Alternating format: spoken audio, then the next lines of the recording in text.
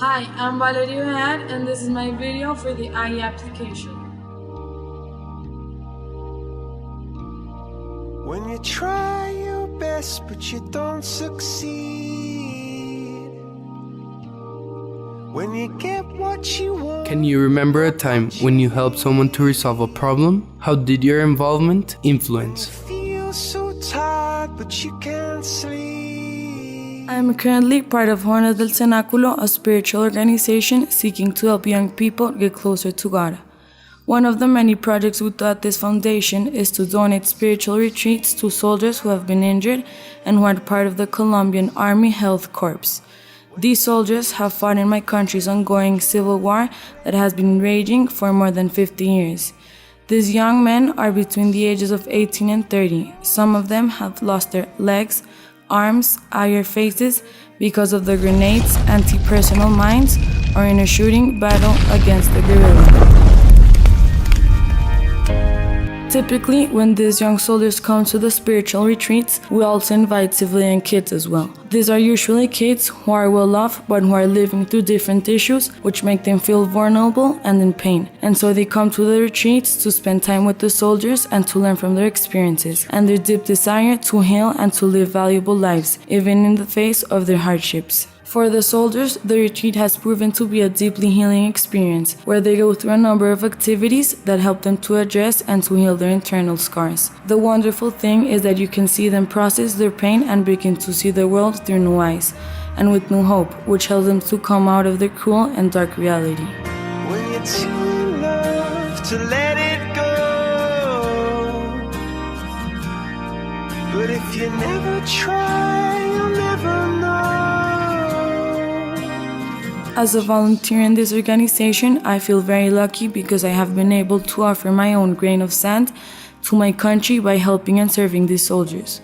Although there is still much to be done and my help is a very small contribution, I still feel that even this small gesture allows me to be an active part of the building of the peace that my country desperately needs. In this sense, I am always happy to donate my time and my work 4 weekends every year, and although it is hard work and long hours, I can honestly state that it is one of those cases where by giving I receive. You see, during these retreats, I have witnessed how these young soldiers who arrived to the retreat broken and sad, after a few days of work and sharing, leave the retreat with hearts full of inner peace, hope, love, faith, and most important of all, they leave the retreat with the new happiness that they gain from forgiving. The fact that these soldiers at the end of the retreat are willing to forgive the guerrilla member who hit the interpersonal mine, or to forgive the guerrilla partisan who shot their face is incredible, but a key component on the long road to spiritual and psychological healing.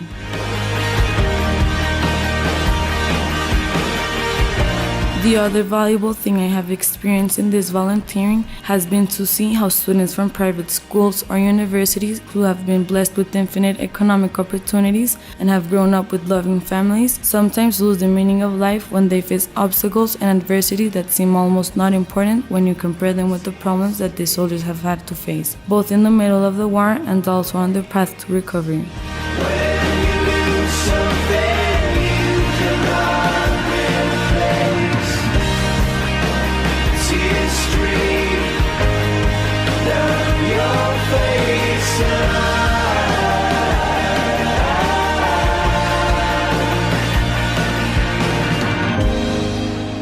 I particularly remember 2 examples that made my heart ache. An 18-year-old boy had tried to commit suicide because of the resentment he had towards his father. Because he had abandoned him, the boy looked for artificial anesthetics like drugs and alcohol, which made him fall in an emptiness, which triggered his desire to commit suicide. One of the soldiers who heard his testimony did not understand why he wanted to take his life due to this situation. This was a soldier who had lost both his legs due to an anti-personnel mine and had to crawl all night to survive while watching his friends die one by one. This soldier today continues fighting for his life and has had to learn to walk again with his new prosthetics. The other case that I remember is that of a young female university student my age, who through the pressures of a materialistic society that values appearance above many more important things had fallen into bulimia and anorexia. When the soldier heard her testimony, he could not understand her disorder because his food ratio for a day in the field was a piece of old bread, a can of sausages, and a can of water. After hearing about each other's past, the girl decided to promise the soldier that she would try to recover from her eating disorder. The sharing of experiences made the girl value everything she had in life, even her full fridge at home.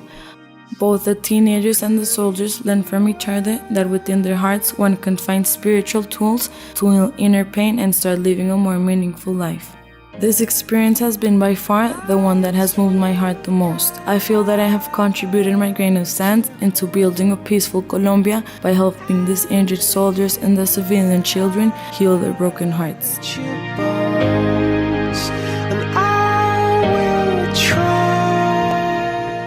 Soy el general Alberto José Mejía Ferrero, comandante del Ejército Nacional, comandante de las tropas del Batallón de Sanidad y comandante de nuestros gloriosos heridos en combate. Soldados héroes de la patria, quiero enviarles mi saludo y mi reconocimiento por estar en la Casa de Paz y por estar mano a mano con los jóvenes del cenáculo, ustedes, soldados del cenáculo. Quiero decirles que para el comandante del ejército es absolutamente importante que ustedes estén allá, por varias razones. La primera, porque este es un ejército de Dios, y Dios está en todas nuestras actuaciones. Así lo sentimos, así lo vivimos. Y fue Dios el que los salvó a ustedes en el campo de combate.